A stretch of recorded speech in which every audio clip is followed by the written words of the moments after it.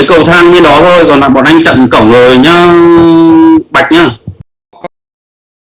Tôi cho anh Thế Binh tem đế rút qua trụ 2. Tôi cho anh tem đế Thế Binh rút qua trụ 2.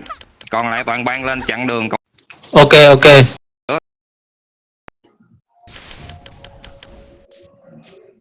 Đừng có đánh chung một anh em ơi, đừng có đánh chung một. Em đẩy nó về thành luôn nè, đẩy nó về thành luôn, đẩy tụi cũ lâu. Không đánh trụ 1, không đánh trụ 1, không đánh trụ 2 anh em ơi. Anh em không đánh trụ 1 trụ 2, anh em chạy lên giữa chặn đường hết anh em ơi, cứ chạy lên giữa chặn đường hết. Anh em ơi, boss tọa độ cho anh em. Không đánh trụ anh em ơi, không đánh trụ, không đánh hội thần, không đánh trụ. Toàn ban lưu ý giùm mình, anh em không đánh trụ 1, không đánh trụ 2, không đánh hội thần, anh em tập trung hết lên vị trí trụ giữa chặn đường cầu thang đó anh em ơi. Anh Nam anh Kem boss tọa độ chỗ cầu thang cho anh em chạy lên đi anh em. Toàn ban lưu ý không đánh trụ 1 trụ 2, không đánh hội thần, anh em tập trung hết lên trụ giữa chặn đường nó, không cho nó xuống anh em. Anh Tùng nói bên Hảo Hán là đừng có chạy lung tung bên cổng Tây nè, Jessica Alba đồ tùm lum nè.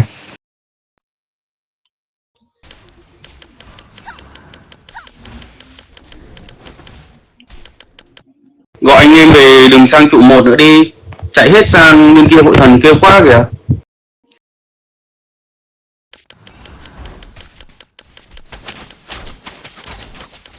Anh em ơi, anh em không chạy qua trụ 1 trụ 2 anh em ơi, không chạy qua trụ 1 trụ 2, không đi cổng Tây anh em ơi. Anh em tắt auto giùm mình cái anh em tập trung hết lên trụ giữa. Anh em tập trung hết lên trụ giữa anh em ơi.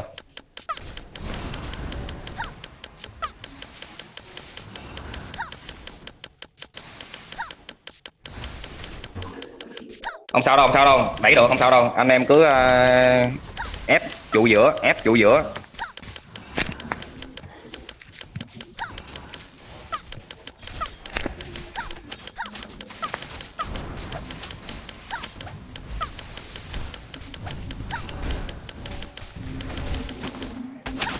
Anh em cứ ép trụ giữa anh em ơi. Tem top chuẩn bị rút về trụ 1 nha.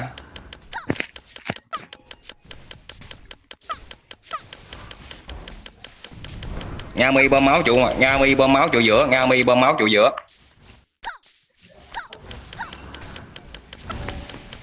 Anh em chặn đường á, anh em đứng sát bên cái cánh bên trái á, chặn đường để đừng có cho nó xuống cái cánh trái anh em ơi. Anh em đẩy gần qua cánh trái, chặn đường cánh trái lại anh em. Anh em Tem Thiên Hoàng về trụ 1 giúp mình với. Tem Thiên Hoàng về trụ 1 giúp.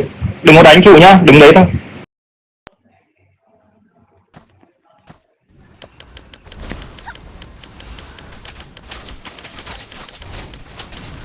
trụ 1 trụ 2 nó có mấy móng le que của Củ Long không sao đâu anh em, không sao đâu anh em ơi, không sao đâu.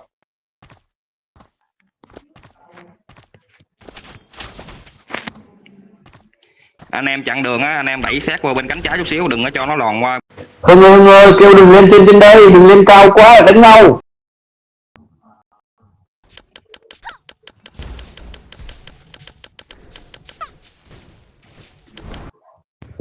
Anh em lưu ý còn có 3 phút nè. Tem HTC rút về trụ 1, tem HTC rút về trụ 1.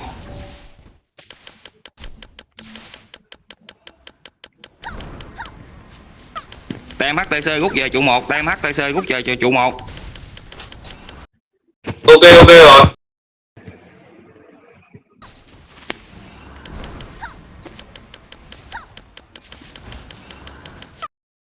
Nốt trụ 2.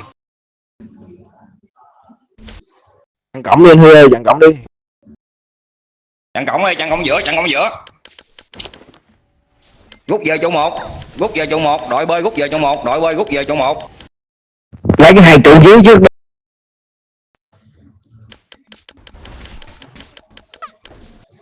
Đánh về trụ luôn anh em ơi, đánh về trụ đi. Đánh trụ luôn, đội bơi rút về trụ 1.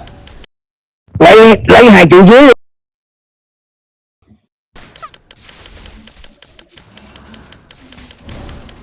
Toàn ban dồn qua trụ 2, toàn ban đánh qua trụ 2 hết. Hết qua trụ 2 anh em ơi, đánh hết qua trụ 2. Bắn bang xuống trụ 2 nào. Qua trụ 2, đánh hết qua trụ 2. Toàn bang đẩy hết qua trụ 2 anh em ơi, cố lên, đẩy qua trụ 2, đẩy vô luôn anh em, đẩy vô luôn. Đẩy vô luôn. Đẩy mạnh vô anh em ơi, đẩy mạnh vô trụ 2 anh em ơi. Anh em đẩy mạnh vô trụ 2 anh em ơi, cứ đẩy mạnh vô trụ 2 anh em ơi. Đẩy mạnh vô trụ 2 nào anh em. Anh em còn 1 phút và anh em cố lên đẩy vô trụ 2. Sập trụ 2 luôn. Trụ 2 giữ trụ 1. Anh em giữ trụ 2, cố gắng giữ trụ 2. Đội A trụ 2, đội B trụ 1. Đội A trụ 2, đội B trụ 1, tem chi trụ. Nó xuống lấy được trụ 1 này. Qua trụ 1. Toàn bang qua trụ 1, toàn bang qua trụ 1. Toàn bang rút về trụ 1 anh em ơi, toàn bang rút về trụ 1.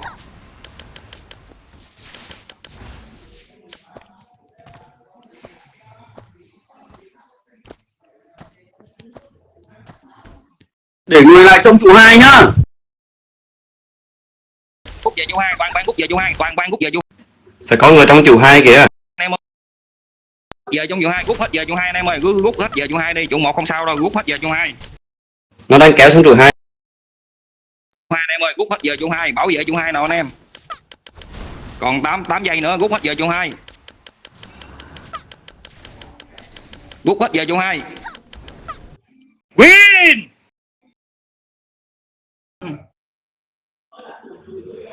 Đấy em ơi.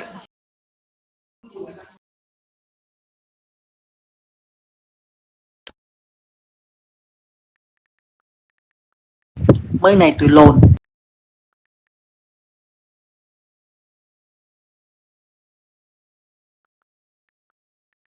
Anh em không lên kênh thế giới chửi nó nha. Kệ đó.